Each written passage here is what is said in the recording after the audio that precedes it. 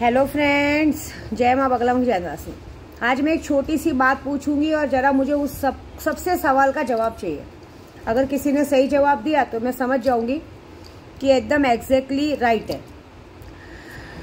पहली बात, मैं अभी सबसे पहले काम की बात बताऊंगी कि अभी भी देखिए बहुत सारे लोगों को फायदा हो चुका है। मजाक में मत ले, सही में अगले महीने फरवरी से 5 फरवरी के बाद कम से कम 2 महीने का लॉकडाउन लगने वाला है, जब तक इलेक्शन नहीं आ रहा है। क्योंकि ये सारा कुछ हो रहा है, आप मेरी बात मानो नहीं तो बाद में आप लोग पछताओगे, इसलिए बोल रही हो। दूसरी बात, शक्तियाँ ले लो, शक्तियों से बहुत फायदा है। लॉटरी में नाम डालो, कम से कम नहीं कुछ तो भी 10,000 तक की भी अगर आप लॉटरी डालते हो ना, 10,000 में भी 3 लाख रुपए के फायदा है। और कम से कम एक नहीं कुछ तो भी एक एक्टिवा या एक बाइक का फायदा है। एक्टिवा बाइक का फायदा तो मिलेगा, लेकिन 1 महीने के बाद।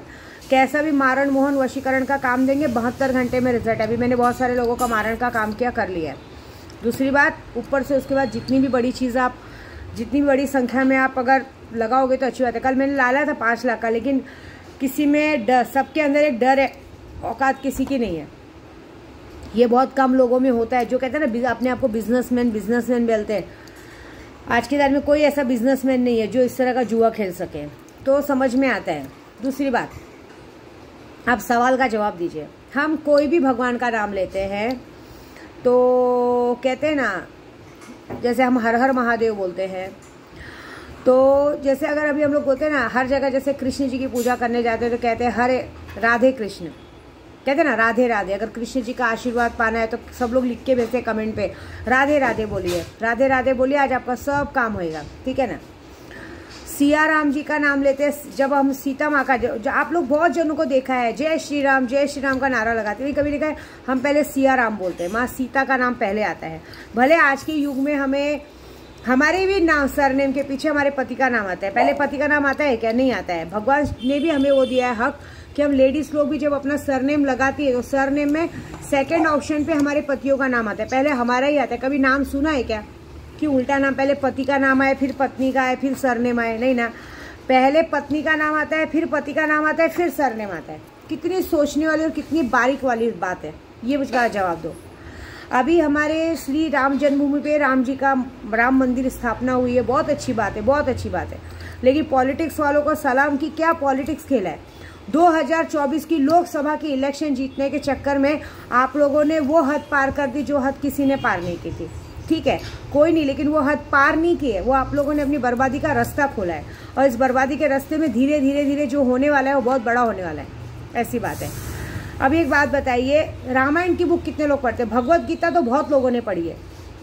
भगवत गीता में श्री कृष्ण जी ने कहा है कि कभी भी गलत बातों से मत लड़ो।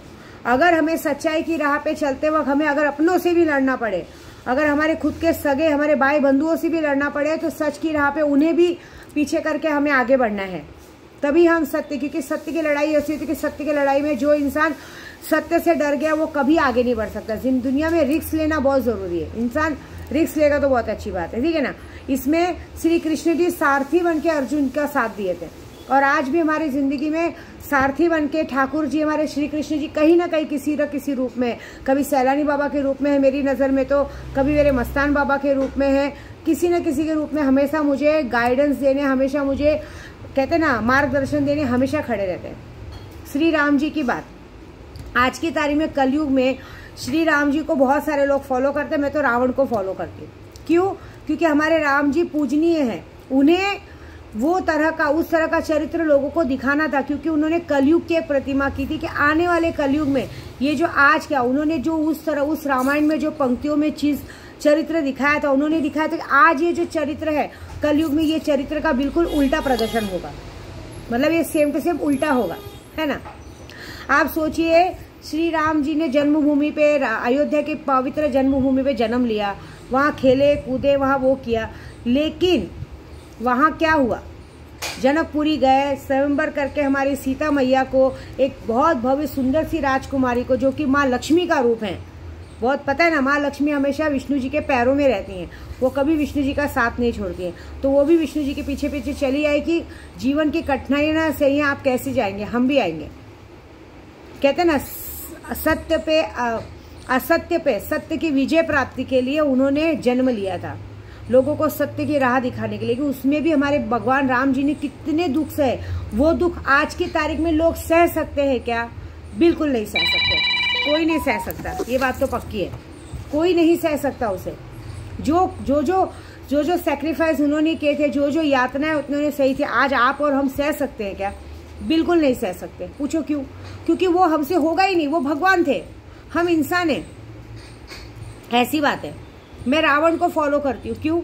क्योंकि उसने जो किया वो बड़ा ही, भले वो इस दुनिया का सबसे बड़ा ब्राह्मण था, लेकिन उसकी सोच, उसकी समझ बहुत अलग थी, और वही रहनी चाहिए आज की तारीख में। पता है आपको, राम जी ने जन्म लिया, हमेशा अपने माताओं के आज्ञाकारी पुत्र बने, पिताजी के अच्छे बेटे बने, सबसे बड़े बेटे थे। उनको उनका क्या फल मिला?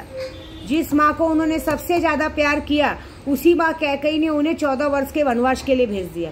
ये उन्होंने नहीं किया, ये विधि का विधान पहले से लिखा गया था, तो भी हुआ ना।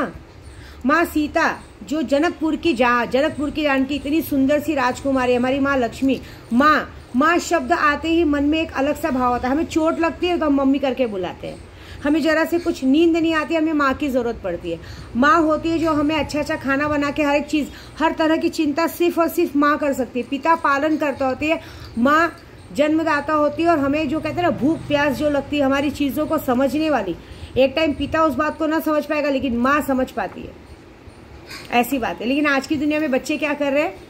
बच्चे उन्हें वृद्धाश्रम में छोड़ाते हैं, बच्चे उन्हें बोझ लगने लगते हैं बच्चों को माँ बाप, जब तक उनके माँ बाप की जरूरत रहती है तब तक। लेकिन जैसे ही वो बड़े हुए, जैसे ही वो अपने पैरों पे खड़े हुए, जैसे उनकी जिंदगी में कोई और आया, तो वो उन्हें माँ बाप को एकदम, नहीं बाबा अब नहीं चाहिए, हमारी अपनी जिंदगी है, ठीक है।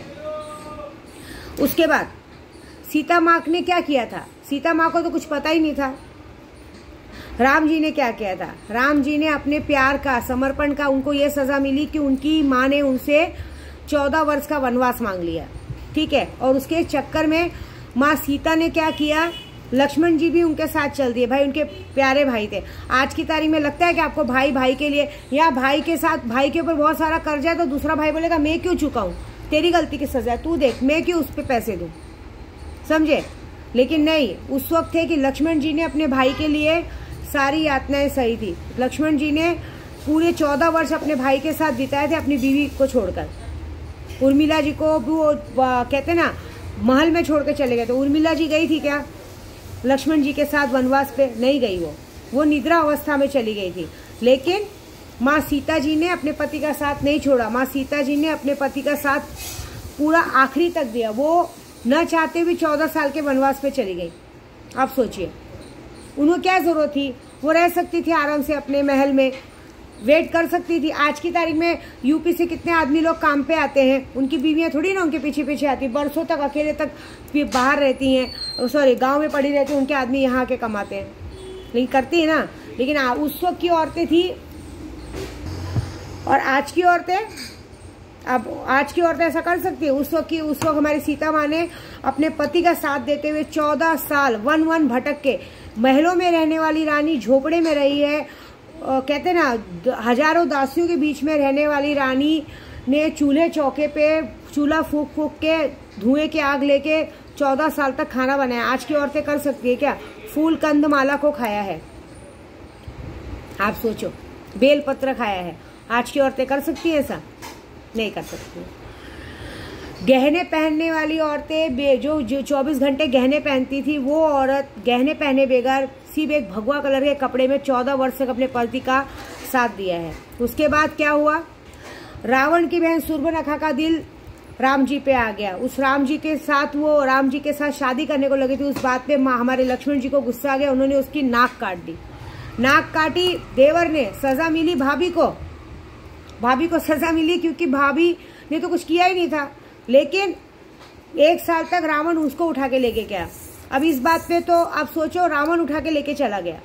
रावण उठा के लेके जाने के बाद क्या हुआ? 1 साल तक माँ ने यातनाएं सही, चलो ठीक है, हमारे बजरंग बली जी आए, सब हुआ, अशोक वाटिका में जाके माँ को मिलके आए, लड़ाई झगड़ा मतलब कहते हैं ना, लड़ाई हुआ, वो हुआ, जंग लड़ी। उसके बाद हमारी सीता माँ को राम जी ने छुड़ा के लाए। लेकिन लाने के पहले भी, उनसे मिलने के पहले उन्होंने उनकी अग्नि परीक्षा ली। सीता माता ने क्या किया था कि उनकी अग्नि परीक्षा ली गई? वो तो अभी आज की औरतों की अग्नि परीक्षा ले लो, चप्पल उठा के मारेंगी, हमने हमारी अग्नि परीक्षा लेने वाला तू कौन होता है, ऐसा बोलेंगे। रहना तो बाद में जा, लेकिन उसको उनकी अग्नि परीक्षा दी, तो भी उन्होंने अग्नि परीक्षा दी, हमारी माँ ने अग्नि परीक्षा दी। फिर भी वो आई, अयोध्या आई, माँ लक्ष्मी का अवतार थी ना, अयोध्या आई। अयोध्या आने के बाद उनके साथ क्या हुआ, वो थोड़े दिन रही, थोड़े दिन भी शायद सुख नहीं झेल पाई। राम जी को उनका राजपाट मिला, वो राजा बने। राजा बनने के बाद राम जी की एक आदत थी, हमारे राम जी हमेशा रात को अयोध्या नगरी में घूमा करते थे आम आदमी बन के, कि देखे कि जनताओं की क्या प्रॉब्लम है, कैसी है। जब राम जी अपने अयोध्या में घूम रहे थे तब उन्होंने देखा कि एक बार माँ सीता के पास धोबी की औरत दासी थी, वो वहाँ रुक गई थी माँ के पास और उसको आने में लेट हो गया। तो धोबी एक रात रुक गई थी, दूसरी दिन आई तो धोबी ने अपनी औरत को मारते हुए कहा कि तू कहाँ थी, तो बोली मैं महल में थी, मुझे लेट हो गया। तो उसने इतना गंदा वर्ड वापरा था कि तूने मुझे क्या राम जी समझा है कि 1 साल रावण की अशोक वाटिका में रहने के बाद और वापस आने के बाद मैं तुझे कबूल करूंगा। सोचिए उस बात पे राम जी ने वो बात सुन ली थी और राम जी को बात दिल पे लग गई थी और उन्होंने ये बात की कि ये बात का दुख मेरी सीता को ना हो, इस बात से उन्होंने अपनी सीता का त्याग कर दिया था। लेकिन मैं बोलती हूँ उस जगह पे क्या वो धोबी की जबान नहीं काट सकते, तो धोबी को मार के नहीं फेंक सकते थे? नहीं, उन्होंने प्रजा की, क्योंकि उन्होंने अवतारी जन्म उस पुरुष का लिया था, वो चाहते तो अपने एक चक्र से उसका गला काट देते थे, लेकिन उस वक्त उनको ये नहीं करना था, उस वक्त उनको पालन करना था, क्योंकि वो पुरुषोत्तम राम जी थे। मतलब कहते हैं ना, प्राण जाए पर वचन ना जाए, उनकी मर्यादा ने उन्हें रोक लिया था। लेकिन उस मर्यादा में उस औरत की मर्यादा कहाँ गई थी, जिनके साथ आपने 7 फेरे लाके 7 वचनों के साथ उनको लाके उन्हें एक धोबी की बात पे उनको त्याग दिया था। और वो भी उस वक्त जिस वक्त वो प्रेग्नेंट थी। शायद राम जी को भी ये बात पता नहीं थी कि उनकी बीवी प्रेग्नेंट है। गर्भवती औरत को त्याग दिया गया सिर्फ एक धोबी की बात पे। इससे अच्छा तो फिर हम रावण को मानेंगे कि भले कैसा भी था, अपनी बहन सूर्पनखा की नाक कटने पे उसने भगवान से पंगा ले लिया, मतलब भगवान से भिड़ गया कि भले मरूंगा तो मरूंगा। और वो भी ऐसे नहीं भिड़ा, खूब जंग लड़ के अपने आप को खूब लड़ाई करके और फिर मरा। कि ये पूरे विश्व में प्रसिद्ध है कि अपनी बहन के अपमान का बदला लेने के लिए उसने भगवान से भी उलझना सही समझा। तो इस मामले में तो हम रावण को सही समझेंगे। राम जी हमारे बहुत सही थे, लेकिन उन्हें प्रजा की चिंता ने और प्रजा के उसमें उन्होंने अपने परिवार का मोह त्याग दिया। लेकिन ये बात तो एक तरह से कहीं ना कहीं ये भी थी कि ये नहीं करना चाहिए था। लेकिन वो क्या करते, उन्होंने जन्म ही इंसान का लिया था और इंसान के जन्म में इंसान के तरीके से चलना था। वो चाह के भी वो नहीं कर सकते थे, क्योंकि अगर वो करते तो कोई सुनता नहीं। उनकी बात ये थी कि अगर मैं उस वक्त दूसरों के लिए स्टेप लेते, जैसे आज की तारीख में घर में जरा सा झगड़ा होता, आदमी अपनी औरत को लेकर अलग हो जाता है, भाड़ में जान दो, मुझे अपनी औरत के साथ रहना है, मुझे क्या करना है। लेकिन नहीं, उस वक्त राम जी ने नहीं सोचा, राम जी ने सबको बना के रखने का सोचा, क्योंकि उन्हें प्रजा भी चाहिए थी, परिवार को उन्होंने परे रखा। लेकिन उस चक्कर में हमने हमारे माँ बाप को अलग किया। ये बात समझ में आता है, हमारे पापों की सजा हमारे माँ बाप ने भुगती है। हमारे राम जी भी कितने वर्षों तक सीता माँ से अलग रहे हैं और सीता माँ वहाँ से चली गई है, कहीं दूर जाके वन में लव कुश को जन्म दिया है। और उसके बाद आखिरी टाइम पे जब उनके प्रलयन करने का टाइम आया, जब उन्होंने लव कुश को उनके पिता से मिलवा दिया, जब उनको लगा कि मेरी जिम्मेदारी पूरी हो गई, मैंने उनके बच्चों को अपने पिता से मिलवा दिया, तब उन्होंने कहते ना, माँ धरती में समावेश कर लिया। लेकिन वो अयोध्या नहीं लौटी, वो धरती में समावेश की, लेकिन अयोध्या नहीं लौटी। और उसके बाद हमारे राम जी ने भी अयोध्या छोड़ के प्रलयन कर लिया। तो आप सोचिए ना, जहाँ माँ नहीं है, जहाँ बाप नहीं है, वहाँ हम बच्चों का क्या काम है। हम बच्चे किस मिट्टी के बने कि हम जहाँ पे हमारी माँ का अपमान हुआ उस धरती पे जाके हम पैर पड़ रहे हैं।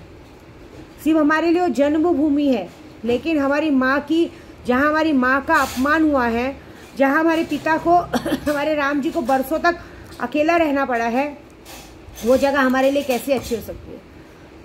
इस बात का मुझे जवाब दीजिएगा। अगर सही में आप राम भक्त हैं और सही में आप हिंदू हैं तो इस बात का जवाब मुझे जरूर दीजिएगा। और एक बात याद रखिएगा, कितने भी बड़ा राम मंदिर बना लो, जहाँ माँ लक्ष्मी का वास नहीं है वहाँ पे कभी बरकत हो ही नहीं सकती है। देख लीजिएगा, कुछ ना कुछ दिन में वहाँ कुछ ना कुछ तो होगा, कुछ भी होगा। भूकंप आ सकता है, प्रलय आ सकता है, कुछ भी आ सकता है, क्योंकि जहाँ हमारी माँ नहीं, वहाँ पिता भी साथ नहीं देंगे। उस वक्त तो हमारे पिता ने साथ नहीं दिया था, लेकिन अब तो भगवान अपनी जगह पे चले गए हैं ना, उन्हें उस बात का तो दुख रहेगा ना। ये बात है, दुख को समझिए। ये बात सबको लागू होती है कि माँ बाप के दुख को समझिए। आप हम बच्चे या कोई भी जब हमारे माँ बाप को अलग कर देते ना, तो माँ बाप पे क्या बीतती हो देखिए। ये बात समझने वाली है। ये पुरुषोत्तम राम जी ने हमें समझा के गए हैं कि सब करियो, माँ बाप का दिल मत दुखाइयो, ऐसी बात है। और ये बात पे तो भी मुझे भी कितने लोग डायलॉग मारेंगे कि आपने भी तो अपने माँ बाप का दिल दुखाया। बिल्कुल नहीं। मैंने अपने माँ बाप को बचपन से भले चाहे 10 रुपया कमाया चाहे 50 रुपया कमाए, मैंने हमेशा अपना साथ दिया है। अब मेरा नसीब खराब कि लोगों ने मुझे मारने के लिए आदमी छोड़ दिए, तो मैं अपने बच्चों को तो मरने जाऊंगी नहीं, तो जाने दीजिए। कहीं कहीं हमेशा कहते हैं ना, एक ताली में आवाज़ नहीं होती, कभी कोई गलत होता है, कभी कोई गलत होता है। ठीक है ना। जय माता दी।